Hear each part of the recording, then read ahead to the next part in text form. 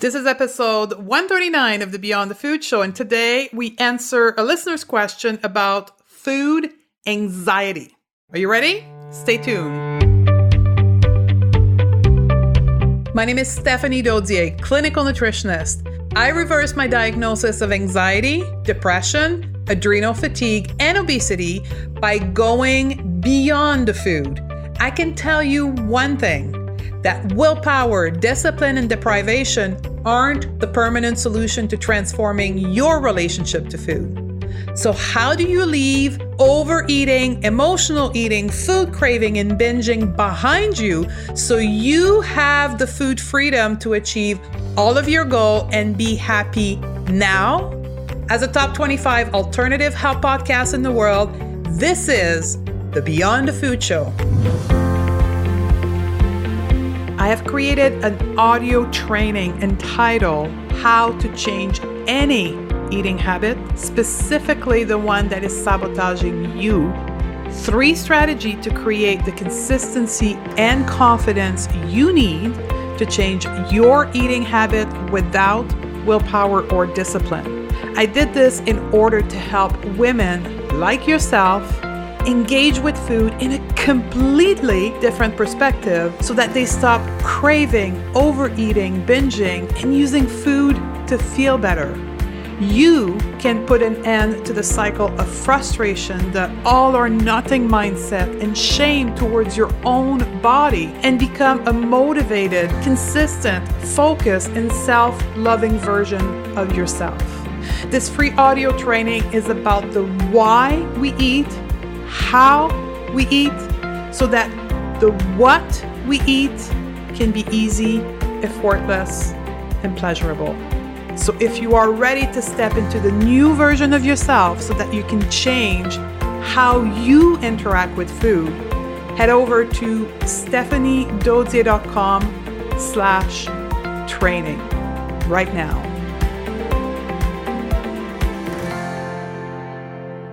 Ladies, I am back. I took a week off. Well, actually, more than a week, almost 10 days off of podcasting because I was creating the new audio training for all of you.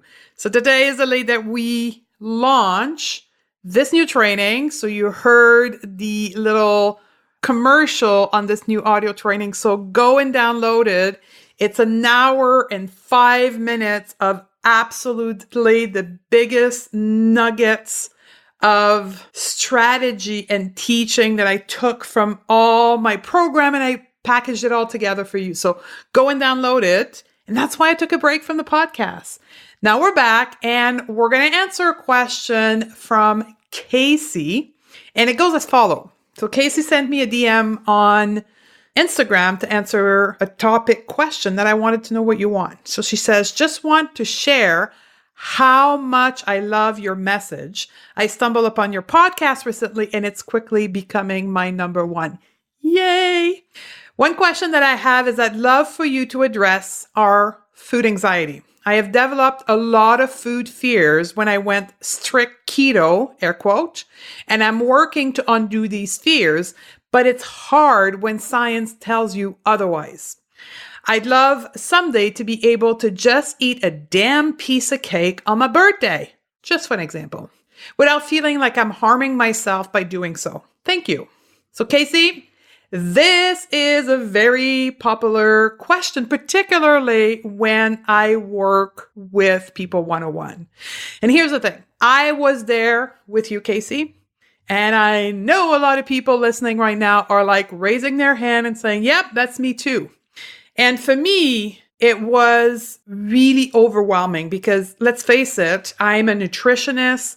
I read the science every day. I did the nutrition degree. I knew exactly by which biochemistry pathway the bad food was harming me. I become a real food police. I was shaming me. I was shaming other. I was trying to teach the entire world how to eat clean and keto, paleo, organic, and judge everyone around me. But you know why I stopped? I stopped because I started to resent my life. So part of ridding myself and teaching people how to rid themselves of food anxiety goes well beyond just addressing the science piece of it. As I always teach, our behavior around food is a relationship issue way beyond the food.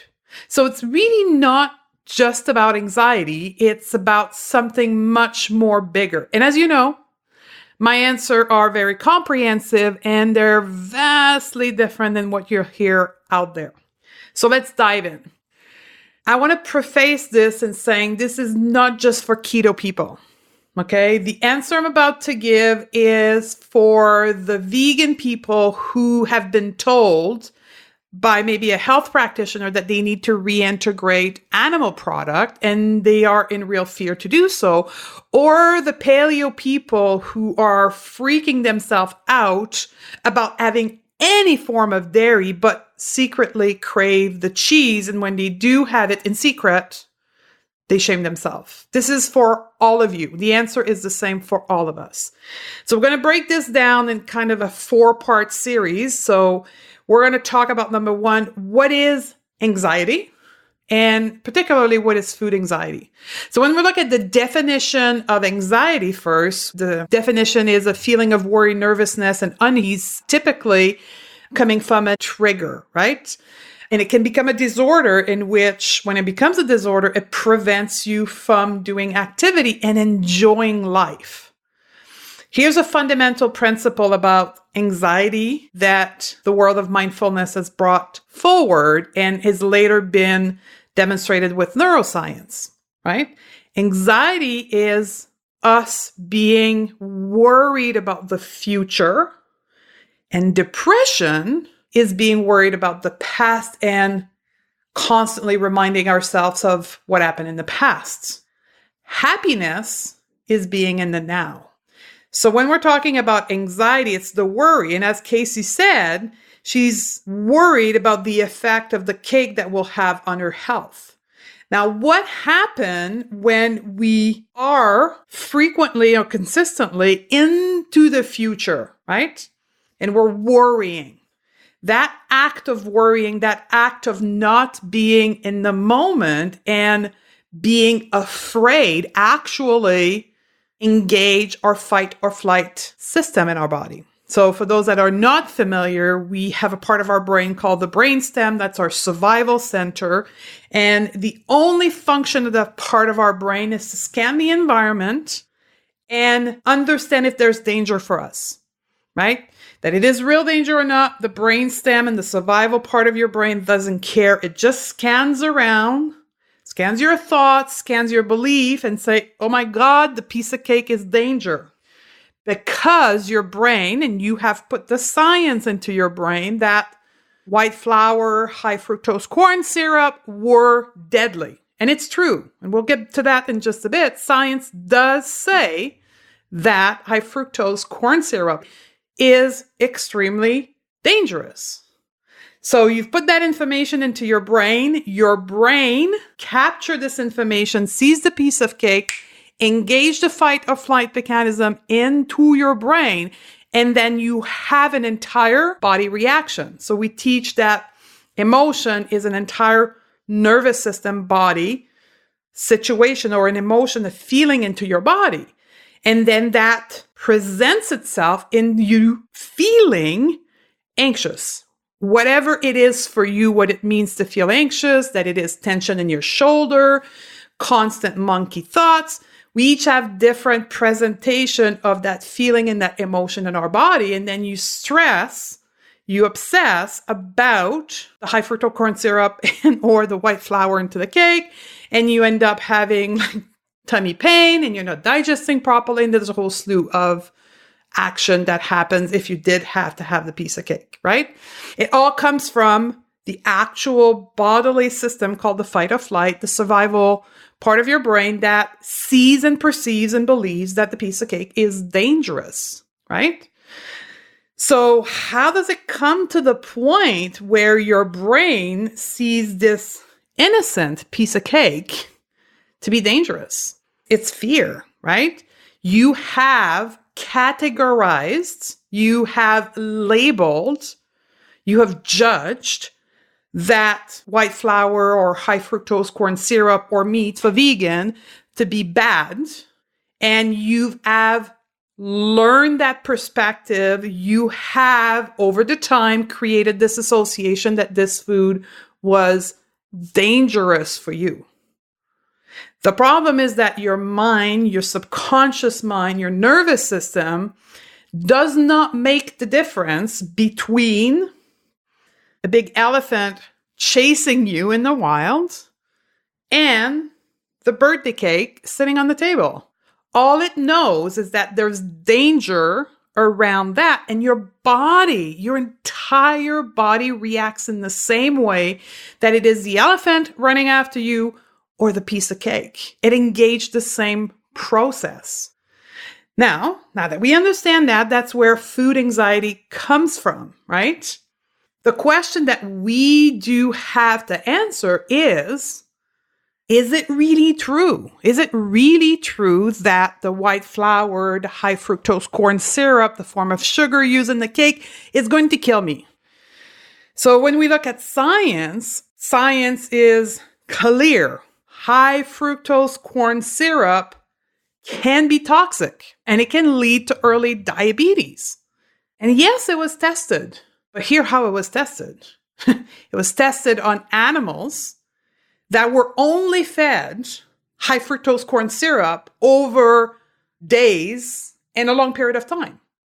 Is that representative of A, the human body? 2, is it representative of you having that one piece of cake one day a year? No. So yes, it is toxic when consumed over a long period of time in a chronic setting, like many people in modern society, right? They do consume high fructose syrup day in and day out, right? Think about the pop drinker. Think about the people who eat processed food all the time, right? Yes, they do consume high fructose corn syrup. And yes, there's a massive risk for early diabetes for those people. But does that mean you? That's the question, right? And the same thing would go, and I want to go to the other people because we just don't have keto people here. We have vegan people, right? That here's a crazy thing about the meat situation is there is studies showing that meat is unhealthy and dangerous for your health. Yet, on that same study site called PubMed, we have study showing that animal products are safe for human consumption and we shouldn't avoid it. Why?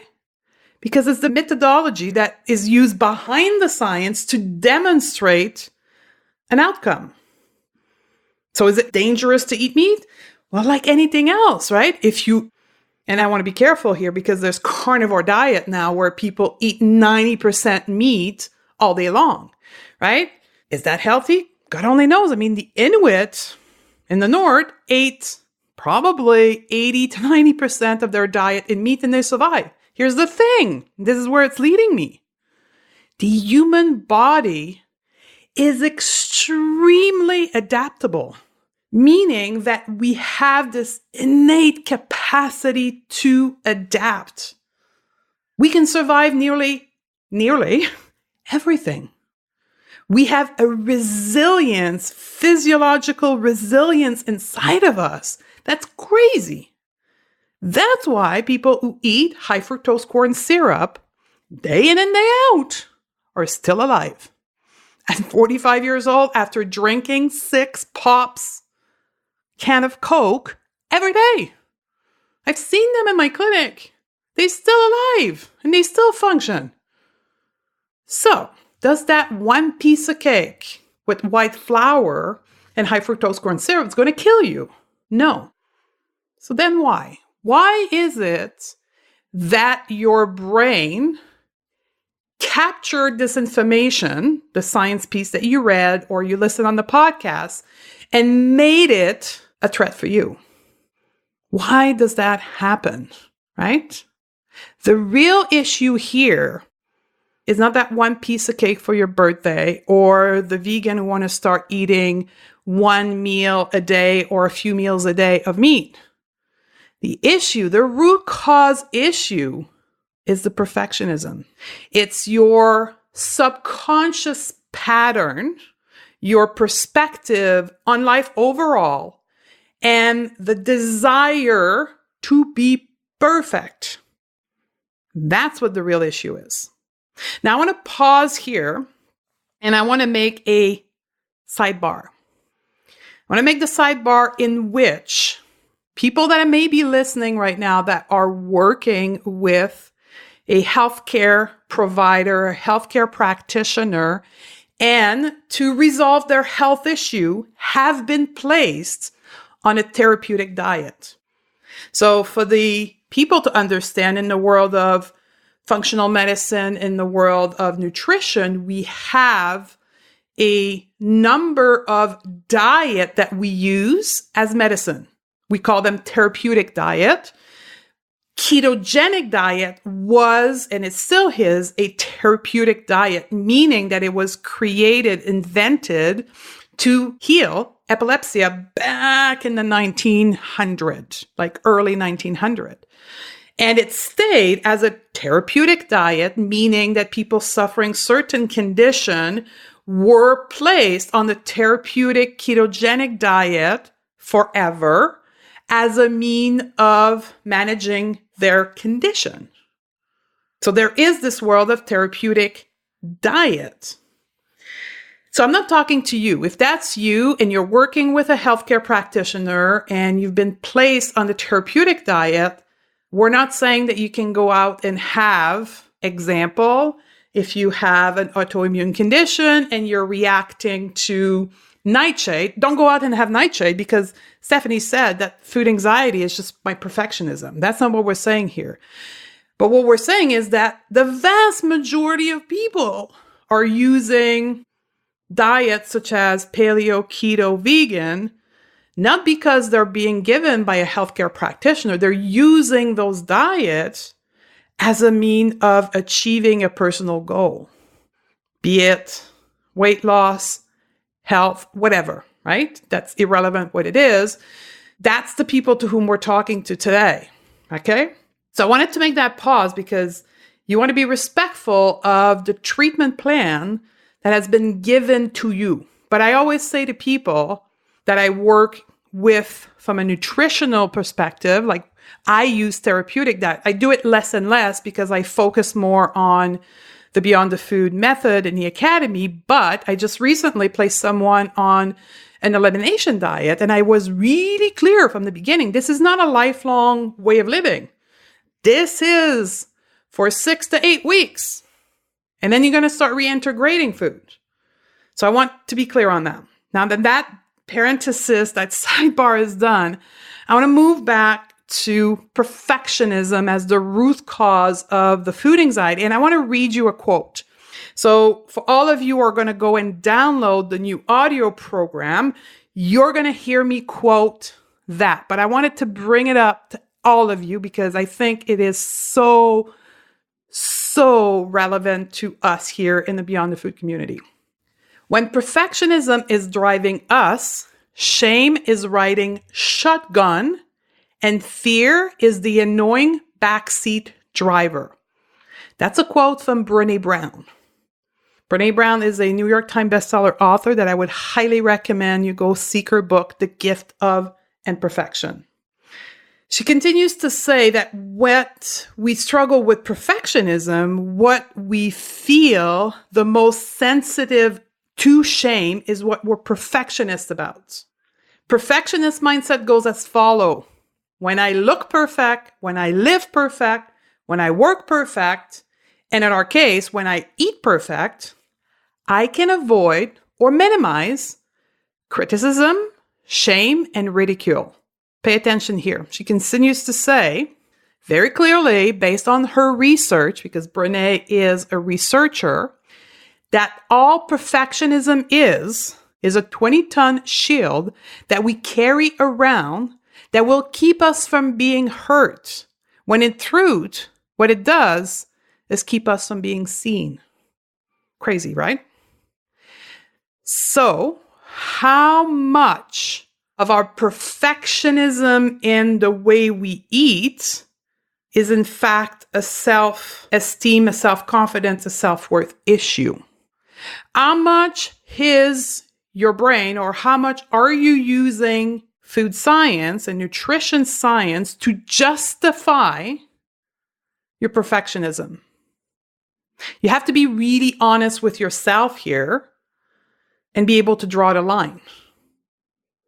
Do an assessment, look at your life and ask yourself, how much of me not eating the birthday cake and blaming it on the science is just a justification for my perfectionism? Look beyond the food. Look in the rest of your life. Do you have perfectionism tendency?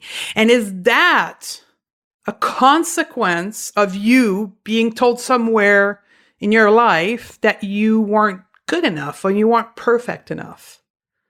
So when I look at food anxiety, that's what I look at.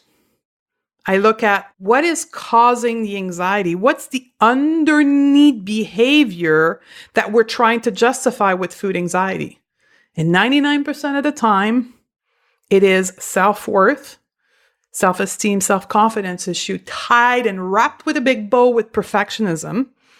And then we go around with a badge of honor justifying our perfectionism, just like I did, right? I was the food police in my entire family and in my friends, and even among nutritionists. Like, I was the hardcore one who did everything 100% all the time until I started binging, because I resented life so much and I suffered so much that I started to binge.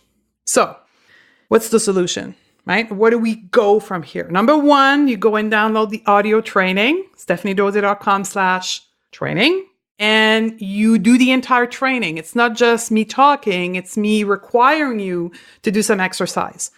Second, you consider applying the 80-20 rule in your life. So what's the 80-20 rule?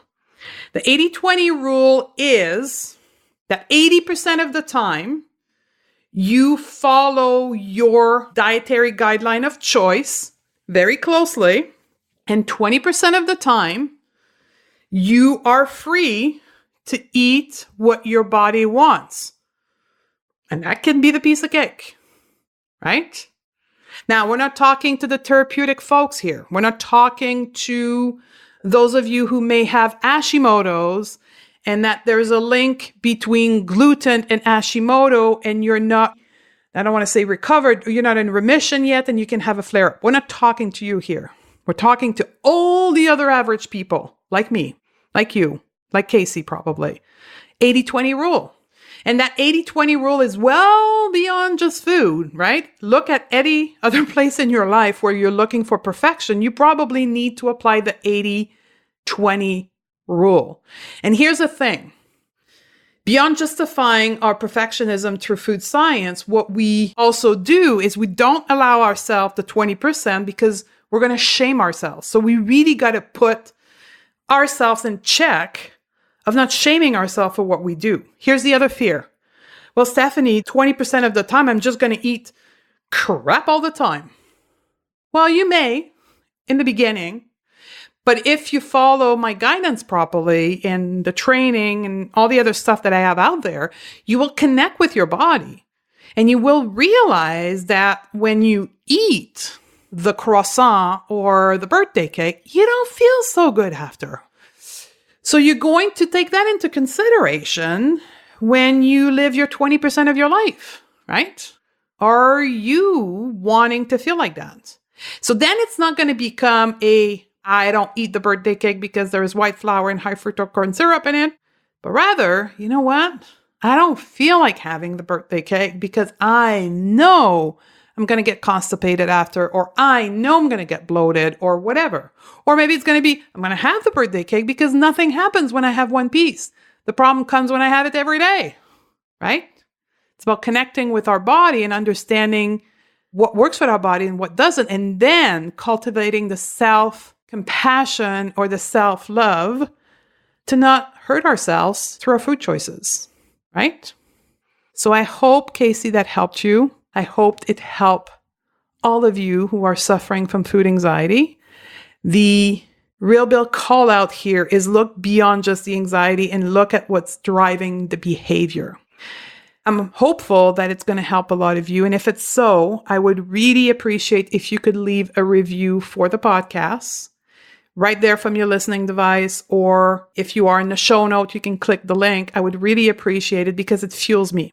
And it helps us rank the podcast higher so more women can discover this amazing message that is the Beyond the Food method. Sunday. So in 2 days, we have our miraculous episode coming out. And I'm not killing you. So in the last episode 138, I shared with you the things that I'm afraid to tell you. And one of them was my journey with pain and low back pain and how I work from my couch for almost a year. You didn't see that from me up front, but I worked from my couch for almost a year in extreme pain.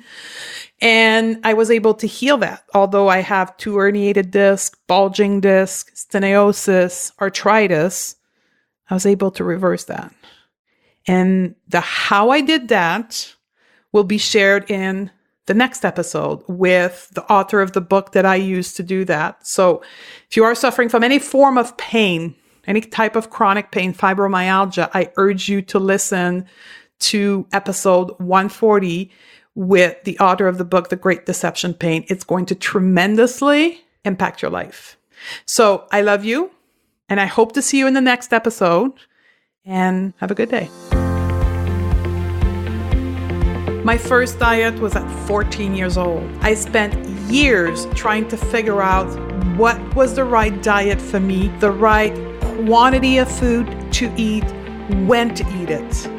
What's worse is that I was seeing the same in my patients. I struggled with craving, overeating unhealthy food, emotional eating, and binging no matter what diet I was on. Keto, paleo, organic, whole food, nothing was stopping it. No one spoke about struggling, and I felt so alone and broken. And you may be feeling the same. Maybe you're thinking the more restriction has to be the solution. If only I could be tougher with myself, I wouldn't crave and have those urges. And if it doesn't stop right now, where are you going to end up? You see, what most struggling women never ever realize is that your relationship to food is simply a reflection to your relationship with yourself. Sadly, most people rely on outdated strategy like restriction, dieting, willpower, and discipline, and they think that is the solution. Things like black and white mindset, diet pills, or cheat days to control their urges. But you and I both know that being a normal eater is nothing but that. So that's why I want to peel back the curtain and show you exactly how I have changed my relationship to food and how I teach my student to stop overeating, binging, and emotional eating to move to food freedom. And quite frankly, it's different from anything you've ever heard before. I have created an audio training program entitled How to Change Any Eating Habit, specifically the one that is sabotaging you. And inside of that training, I'll show you the 3 strategies that I use and that I teach that create consistency and confidence that you need to change your eating habit without willpower and discipline. Plus, I'll coach you on specific exercise you need to do in order to implement these strategies successfully in your own life. In order to help women like yourself engage with food in a completely different perspective so that you can stop craving, overeating, binging, and using food to feel better. So if you are ready to step into a new version of yourself that can change permanently the relationship to food that you have right now, head over to stephaniedodier.com/training. And I'll see you on the other side.